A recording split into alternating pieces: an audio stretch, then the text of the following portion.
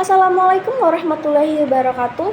Saya Elita Sari dengan NPM 2406 1042 126. Di sini saya sebagai pemateri pertama dengan judul pendekatan pembelajaran saintifik. Nah, teman-teman, sebelum kita mengetahui isinya, terlebih dahulu kita mengetahui bahwasanya metode saintifik pertama kali diperkenalkan oleh ilmu pendidikan Amerika pada abad ke-19 sebagai penekanan pada metode laboratorium formalistik yang mengarah pada fakta-fakta ilmiah. Nah, di sini ada beberapa pandangan. Yang pertama, ada menurut Fauziah, di mana pendekatan saintifik mengajak siswa langsung dalam menginferensi yang ada dalam bentuk rumusan masalah dan hipotesis. Nah, rasa peduli terhadap lingkungan, rasa ingin tahu dan gemar membaca. Nah, dalam pelaksanaannya, siswa itu dapat memperoleh kesempatan untuk melakukan penyelidikan dan inquiry serta mengembangkan dan menyajikan karya. Nah, sedangkan menurut Irwandi, pendekatan saintifik ini merupakan bagian inti dari kegiatan pembelajaran berbasis kontekstual, teman-teman. Nah, pengetahuan dan keterampilan yang diperoleh siswa diharapkan bukan hasil dari pengerangkat fakta, tetapi hasil dari menemukan sendiri. Nah, dari beberapa pendapat dapat disimpulkan, teman-teman, bahwa pendekatan saintifik itu kan merupakan pendekatan dalam proses pembelajaran yang mengintegrasikan keterampilan sains, yaitu mencari tahu sendiri fakta-fakta, mengkaitkannya dengan materi pembelajaran. Nah, pembelajaran saintifik merupakan pendekatan pembelajaran yang mengadopsi langkah-langkah saintis dalam membangun pengetahuan melalui metode ilmiah. Nah, model pembelajaran ini diperlukan, teman-teman, yaitu adalah yang memungkinkan keterbudayakannya kecakapan berpikir sains, terkembangnya sense of inquiry dan kemampuan berpikir kreatif siswa, di mana pendekatan saintifik ini lebih menekankan pada peserta didik sebagai subjek belajar yang harus dilibatkan secara aktif. Nah, pembelajaran menggunakan pendekatan saintifik ini menyentuh 3 ranah, teman-teman.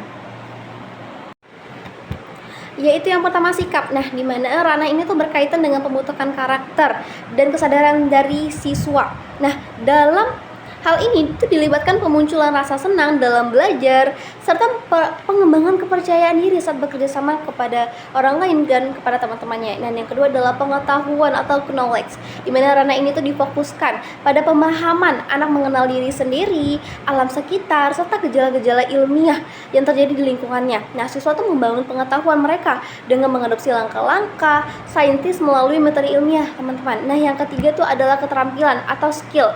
Nah, ranah ini tuh menekankan pada pengembangan kemampuan berpikir kritis dan praktis. Nah, siswa itu dilatih untuk melakukan percobaan. Nah, itu guna untuk mendukung teori, mengelola data secara sistematis, serta melakukan rekayasa dan pemecahan masalah dalam kehidupan sehari-hari. Nah, dengan pembelajaran pendekatan saintifik ini bukan hanya didasarkan atas hasilnya saja, namun juga ada proses pembelajaran yang menekankan pada pemahaman kepada peserta didik dalam mengenal, memahami berbagai materi penggunaan dan cara-cara ilmiah. Nah, informasi lain itu bisa berasal dari mana saja, teman-teman, dan kapan saja, dan tidak bergantung pada informasi searah dari guru saja. Nah, dengan demikian peserta didik tuh sebenarnya lebih tertantang untuk menemukan sendiri informasinya yang diperlukan, mampu menjawab setiap permasalahan dengan baik, mampu mengembangkan daya nalarnya dan dapat berkomunikasi dengan baik dan menumbuhkan kemandirian belajar siswa. Nah, selanjutnya adalah pendekatan pembelajaran saintifik dalam STEAM. Nah, pendekatan saintifik dalam STEAM di dalam kurikulum ini adalah memfokuskan anak dalam pemahaman mengenai diri sendiri, alam sekitar, serta gejala-gejala yang terjadi di lingkungannya. Nah, proses ini tuh dimulai dengan stimulasi di mana anak itu rasa ingin tahu untuk mengajukan pertanyaan atau survei mengenai berbagai objek atau peristiwa yang terjadi kepada anak secara langsung. Nah, setelah ketertarikan terbangun, anak tuh diarahkan untuk melakukan eksplorasi dan observasi secara mendalam, melibatkan semua panca indera mereka. Nah, melalui aktivitas pengamatan ini, anak tuh belajar keterampilan proses seperti membandingkan, mengurutkan, dan mengelompokkan benda-benda. Nah, pendekatan saintifik dalam STEAM juga membekali anak dengan kemampuan untuk melakukan percobaan guna untuk mendukung teori atau hukum sains, di mana data-data yang diperoleh dikelola secara matematis. Nah, hal ini tuh sangat krusial ya untuk membangun jejaring dalam otak, di mana ini tuh memperkuat kecakapan berpikir kritis. Nah, karena anak tuh kan mulai memahami ya bahwa berbagai peristiwa di dunia itu ternyata tuh saling terkait satu sama lain. Assalamualaikum warahmatullahi wabarakatuh. Perkenalkan, nama saya Fadila. Di sini saya akan menjelaskan prinsip-prinsip pembelajaran dengan pendekatan saintifik. Nah, yang pertama itu ada pembelajaran berintegrasi pada siswa atau anak. Nah, di sini dalam konteks PAUD, pembelajaran berpusat pada anak dengan memperhatikan kebutuhan, minat, dan tahap perkembangannya. Anak diberi ruang untuk aktif mengeksplorasi lingkungan sekitarnya melalui kegiatan bermain yang terarah. Nah, di sini guru juga berperan sebagai fasilitator yang merancang pengalaman belajar yang bermakna, bukan sebagai satu-satunya sumber informasi. Yang kedua itu adalah membangun kesadaran diri dalam diri siswa. Nah, di sini pendekatan saintifik membantu anak mengembangkan konsep diri sejak dini seperti mengenali kemampuan, minat, dan emosinya. Nah, melalui interaksi dan pengalaman belajar anak belajar percaya diri, mandiri, serta memiliki rasa tanggung jawab terhadap aktivitas yang dilakukannya. Yang ketiga itu ada pembelajaran yang terlepas dari verbalisme. Nah, di sini pada PAUD, pembelajaran tidak menekankan pada ceramah atau hafalan, tetapi pada pengalaman konkret atau nyata. Nah, di sini anak belajar melalui aktivitas langsung seperti eksplorasi, bermain, dan percobaan sederhana, sehingga konsep yang diperoleh lebih mudah dipahami dan sesuai dengan karakteristik perkembangan anak usia dini. Yang keempat itu ada pembelajaran yang membuka peluang mengkaji dan mengkomunikasikan. Nah, di sini anak diberi kesempatan untuk mengamati, bertanya, dan mengungkapkan kembali apa yang mereka ketahui dengan cara yang sederhana.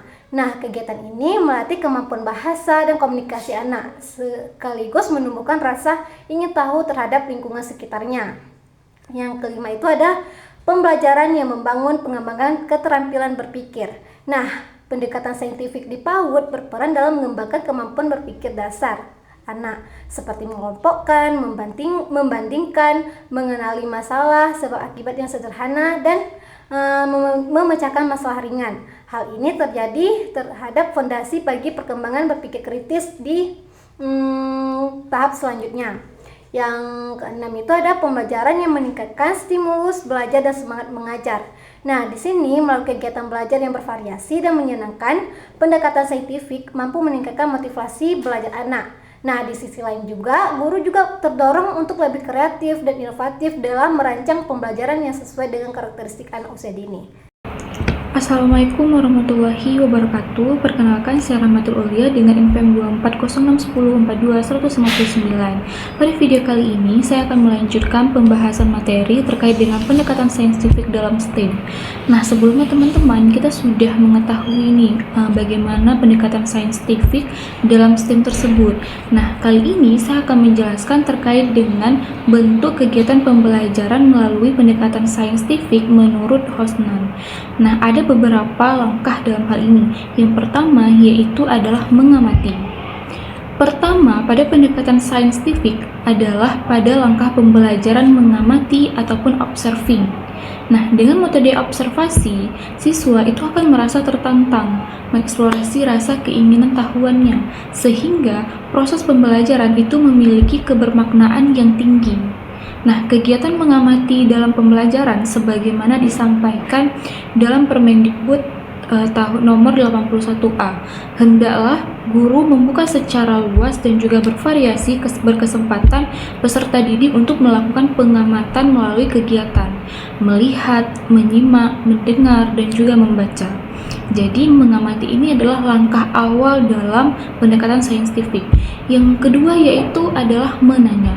Kegiatan menanya dalam kegiatan pembelajaran sebagaimana disampaikan dalam Permendikbud nomor 81A tahun 2013 adalah mengajukan pertanyaan tentang informasi yang tidak dipahami dari apa yang sudah mereka amati atau pertanyakan untuk mendapatkan informasi tambahan tentang apa yang sudah diamati. Nah, dalam kegiatan bertanya mengenai apa yang sudah dilihat, disimak, dan juga dibaca, guru perlu membimbing siswa untuk dapat mengajukan pertanyaan tersebut dari situasi di mana siswa itu dilatih menggunakan pertanyaan dari guru, masih memerlukan bantuan guru untuk mengajukan pertanyaan sampai di tingkat di mana siswa itu mampu mengajukan pertanyaan secara mandiri. Setelah mengamati dan juga menanya, tahap yang ketiga ini yaitu mengumpulkan informasi atau pengumpulan data. Nah, kegiatan mengumpulkan informasi ini merupakan tindak lanjut dari bertanya. Kegiatan ini dilakukan dengan menggali dan juga mengumpulkan informasi dari berbagai sumber melalui berbagai cara. Dalam Permendikbud nomor 81A tahun 2013, aktivitas mengumpulkan informasi ini dilakukan melalui mencoba dan juga membaca dari berbagai sumber dan mengamati objek ataupun aktivitas, juga wawancara dengan narasumber. Nah, adapun kompetensi yang diharapkan adalah mengembangkan sikap seperti teliti, jujur, sopan, menghargai pendapat orang lain, kemampuan dalam berkomunikasi, dan juga menerapkan kemampuan mengumpulkan informasi melalui berbagai cara yang sudah dipelajari. Dan tentunya ini juga akan mengembangkan kebiasaan belajar dan belajar sampai hayat. Kemudian yang keempat yaitu menalar. Kegiatan menalar dalam kegiatan pembelajaran itu sebagaimana yang disampaikan dalam Permendikbud nomor 81A tahun 2013. Nah, adalah memproses informasi yang sudah dikumpulkan baik terbatas dari hasil kegiatan pengumpulan informasi. Pengumpulan informasi yang dikumpulkan dari yang bersifat menambah keluasaan dan ke dalam sampai pada pengolahan informasi yang bersifat mencari solusi dari berbagai sumber yang memiliki pendapat yang berbeda sampai kepada yang bertentangan. Kemudian yang terakhir yaitu mengomunikasikan. Pada pendekatan saintifik, guru diharapkan memberikan kesempatan kepada peserta didik untuk mengomunikasikan apa yang telah mereka pelajari. Kemudian, peserta didik berinteraksi dengan empati dan menerima kekurangan untuk kelebihan masing-masing. Pada tahap ini, diharapkan peserta didik dapat mengomunikasikan hasil pekerjaan yang telah disusun baik secara bersama-sama dalam kelompok maupun secara individu dari hasil kesimpulan yang telah dibuat bersama. Nah, kegiatan mengomunikasikan ini dapat diberikan klarifikasi oleh guru agar peserta didik akan mengetahui secara benar apakah jawaban yang telah dikerjakan itu sudah benar atau ada yang harus diperbaiki. Nah, kegiatan ini dapat dilakukan melalui menuliskan ataupun menceritakan apa yang ditemukan dalam kegiatan mencari informasi, mengasosiasikan dan juga menemukan pola hasil tersebut. Nah, teman-teman, itulah 5 bentuk kegiatan pembelajaran melalui pendekatan saintifik. Nah, jadi pendekatan saintifik ini bertujuan untuk membantu siswa memahami beragam materi dan juga tema dengan cara mengenali dan juga menangkapnya melalui penerapan metode ilmiah yang sudah saya jelaskan tadi. Sekian pemaparan materi dari saya, semoga dapat bermanfaat bagi kita semua. Terima kasih. Assalamualaikum warahmatullahi wabarakatuh. Di sini saya Naila Pratisya. Di sini saya akan menjelaskan contoh integrasi dalam kehidupan sehari-hari yang dapat diterapkan. Yang pertama yaitu ada rekayasa dan pemecahan masalah. Nah, di sini anak belajar menggunakan bahan-bahan harian untuk menciptakan solusi fisik seperti merancang tangga sederhana untuk memahami konsep ukuran, proporsi, dan berat benda secara sistematis. Nah, unsur sainsnya yaitu ketika anak mengamati kekuatan bahan seperti yang digunakan itu bahan kayu atau kardus. Nah, di sini anak akan memahami konsep berat dan keseimbangan. Selanjutnya itu konsep teknologi. Di sini unsur teknologinya ketika anak menggunakan alat sederhana seperti gunting, lem, atau penggaris. Selanjutnya yaitu unsur art. Unsur art ini ketika anak menghias tangga dengan warna atau pola sehingga dapat menarik perhatian. Selanjutnya itu unsur matematik. Nah, unsur matematik ini ketika anak mengukur tinggi, menghitung jumlah, dan membandingkan ukuran tangga tersebut. Kegiatan selanjutnya yaitu eksplorasi material alam. Nah, melalui unsur ini anak diajak membuat karya unik seperti meronce dan memanfaatkan bahan-bahan alam dari lingkungan sekitar yang secara tidak langsung mengajarkan mereka tentang tekstur dan karakteristik material. Unsur sainsnya yaitu ketika anak mengenal tekstur, bentuk, jenis bahan alam seperti daun, biji, atau kayu. Unsur selanjutnya yaitu unsur teknologi. Ketika anak menggunakan alat seperti tali atau jarum besar yang aman untuk anak. Unsur selanjutnya itu engineering. Di sini ketika anak membuat pola roncean agar tidak mudah lepas. Selanjutnya itu arts. Ketika anak membuat karya estetis dari susunan warna dari bentuk-bentuk bahan alam yang ia pilih. Selanjutnya itu mathematics. Mathematics ini ketika anak mengelompokkan dan menghitung jumlah bahan, sehingga ketika membuat pola agar mudah dari besar ke kecil ataupun sebaliknya. Selanjutnya yaitu kegiatan konstruksi imajinatif. Nah, kegiatan ini membangun bangunan menggunakan balok agar memungkinkan anak mempraktekkan kemampuan teknik mereka dalam merangkai sesuatu untuk menjadi sebuah karya yang fungsional. Nah, di sini unsur sainsnya yaitu ketika anak memahami konsep keseimbangan dan gravitasi agar ketika membuat bangunan, bangunan tersebut tidak mudah roboh dan stabil. Selanjutnya yaitu unsur teknologi. Ketika anak menggunakan balok sebagai alat bantu konstruksi. Selanjutnya yaitu engineering. Engineering ini ketika anak mendesain dan menyusun bangunan agar kokoh dan tidak mudah jatuh gitu. Selanjutnya yaitu arts. Ketika anak membuat bentuk bangunan yang kreatif dan menarik. Nah, unsur matematik di sini yaitu ketika anak mengenal bentuk geometri, menghitung jumlah balok, dan memahami ukuran. Kegiatan selanjutnya yaitu literasi matematis praktis. Nah, dalam setiap aktivitas, anak secara alami terlibat dalam konsep hitungan, suhu, hingga pengukuran yang merupakan bagian dari matematika dasar. Nah, unsur sainsnya di sini ketika anak mengamati perubahan suhu dari air panas ke dingin atau dari dingin ke panas atau perubahan benda. Nah, selanjutnya unsur teknologi itu ketika anak menggunakan alat seperti gelas ukur, timbangan sederhana. Selanjutnya yaitu engineering. Ketika anak mengatur cara menggunakan alat agar hasilnya ini tepat.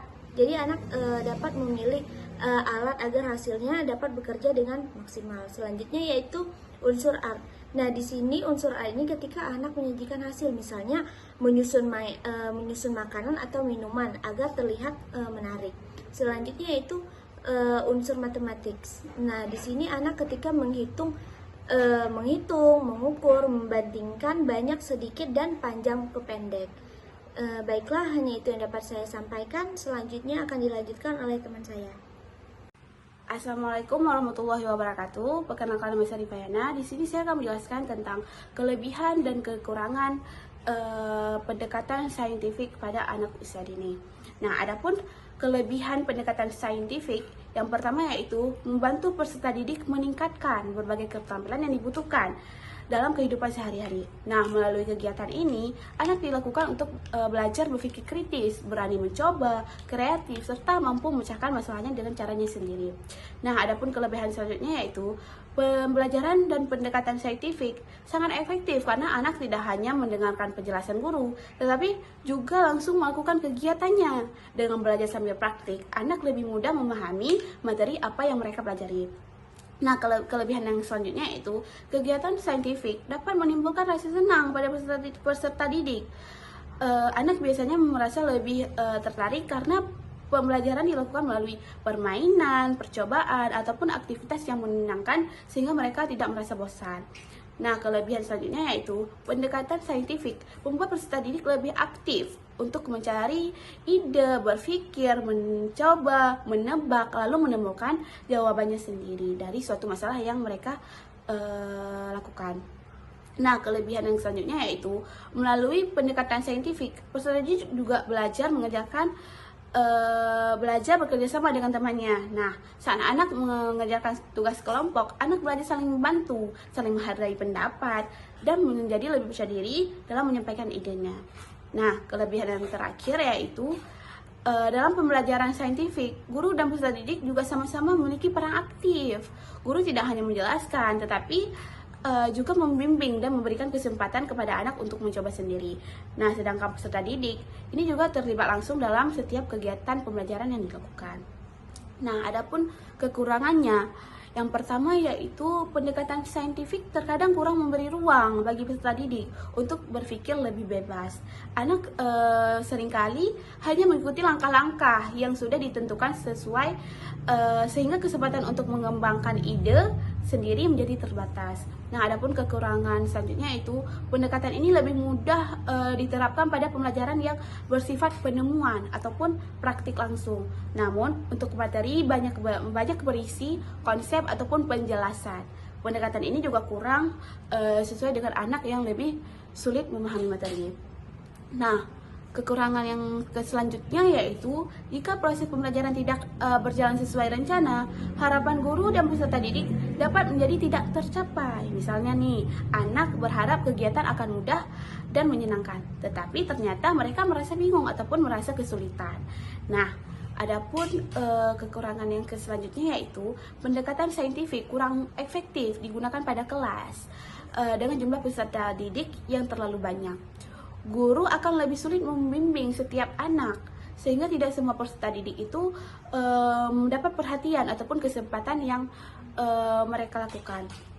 Nah, kelebihan yang terakhir kekurangan yang terakhir adalah pendekatan ini menuntut peserta didik untuk memiliki kesiapan belajar yang baik.